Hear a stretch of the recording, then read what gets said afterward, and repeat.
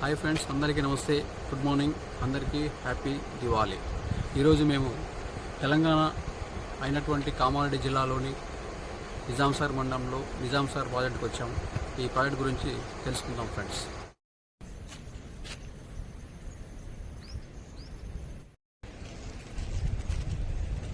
కామారెడ్డి జిల్లాలోని నిజాంసాగర్ మండలంలో ఉన్నటువంటి మన నిజాంసాగర్ ప్రాజెక్టుకి వచ్చాము. ఇది గతంలో నవాబులు కట్టించినటువంటి ప్రాజెక్టు. అప్పటి నుండి ఇప్పటి వరకు చెక్కు చెదరకుండా ఉన్నాయి. ఈ ప్రాజెక్ట్ కింద 12 గేట్లు ఉన్నాయి.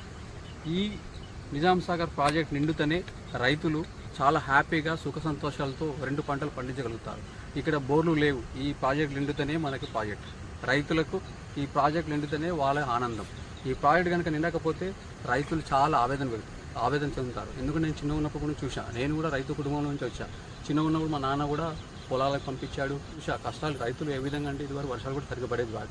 సో వర్షాలు పడకపోతే చాలామంది రైతులు వెళ్ళి శివలింగం పైన నీళ్ళు పోసేవారు. అది నేను కళ్ళతోటి చూసా. చాలా ఆవేదన ఉంటారు. రైతుల కష్టం ఏంటి, వాళ్ళ బాధలు ఏంటి, అవన్నీ తెలుసుకోవడానికి ఈరోజు మేము ఇక్కడ నిజాంసాగర్ ప్రాజెక్టుకి వచ్చాము.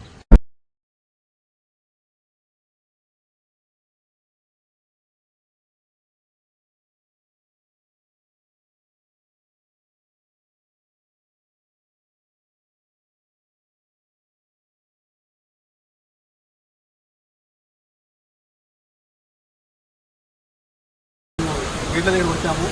నెంబర్ 1 గేట్ దగ్గర ఉన్నాము ఫ్రెండ్స్. టోటల్ 12 గేట్స్ ఉన్నాయి. మనకి ఇక్కడ ప్రాజెక్టు మనకి రైతులకి ఎప్పుడైతే నీళ్ళు అవసరం ఉంటుందో, నీళ్ళు అవసరం ఉన్నప్పుడు ఈ గేట్ ఓపెన్ చేస్తారు. ఈ గేట్ ఓపెన్ చేయడం వల్ల ఈ వాటర్ అంతా పోతుంది. ఈ వాటర్ పోవడం వల్ల ఇక్కడ ఆయకట్టు ప్రాంతాల్లో 1,00,000 హెక్టార్లు, సుమారు 1,00,000 ఎకరాల పంట పండుతుంది ఈ వాటర్ తోటి. ఈ వాటరు 2 పంటలు పండిస్తారు రైతన్నలు. ఈ వాటరు మళ్ళీ ఇంకా రైతన్నలే కాకుండా కూడా మేము ఇక్కడ పవర్ ప్రాజెక్ట్ ఉంది, పవర్ కూడా యూజ్ చేసుకుంటాం ఫ్రెండ్స్. పవర్ కూడా యూజ్ అవుతుంది. ఇదివరకు మాకు చాలా ఇబ్బందికరంగా ఉండేది నిజాంసాగర్. ఎందుకంటే ఈ ప్రాజెక్ట్ నిండేది కాదు. నేను కూడా చిన్న ఉన్నప్పుడు చూసా చాలాసార్లు. నిండేదే కాదు. మా నాన్న వాళ్ళ పాపం ఎప్పుడు వర్షం పడుతుందా అని వెయిట్ చేసేవాళ్ళు. మా ఇంటి ముంగడ చూసేవాళ్ళు. అసలు వర్షాలే పడేది కాదు. ఎందుకు పైన ఏమో మొత్తం చాలా ప్రాజెక్ట్స్ కట్టేశారు. అక్కడ ప్రాజెక్ట్స్ అన్నీ నిండిపోతున్నాయి, కానీ మాకు మాత్రం వాటర్ రావట్లా. ఈ టైం మాకు గత 5-6 సంవత్సరాల నుంచి చాలా మాకు రెండు పంటలు పడుతున్నాయి. ఈ ప్రాజెక్ట్ మంచిగా జల పారుతుంది. ఇట్లాగే ఎప్పుడు కూడా ఉండాలి, రైతన్నలు సంతోషంగా ఉండాలని నేను మనసారా కోరుకుంటున్నా.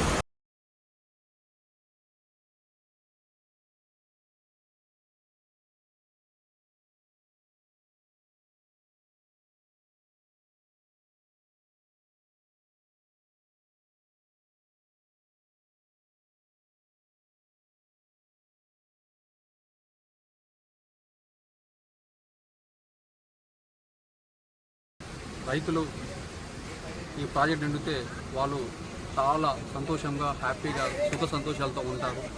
ఈ ప్రాజెక్ట్ నిండితేనే 2 పంటలు పండుతాయి. రైతులు హ్యాపీగా ఉంటేనే మనం హ్యాపీగా ఉంటాం. రైతులు పండించే పంటనే మనం తినగలుగుతున్నాం. సోనా మసూరి కానీ, పీపీడీ కానీ, చిట్టి ముత్యాలు కానీ, ఇవన్నీ కూడా రైతులే పండిస్తున్నారు. సో మనం తినే ప్రతి బియ్యం వస్తువు కూడా అన్ని వీళ్ళు పండిస్తేనే మనం తినగలుగుతున్నాం.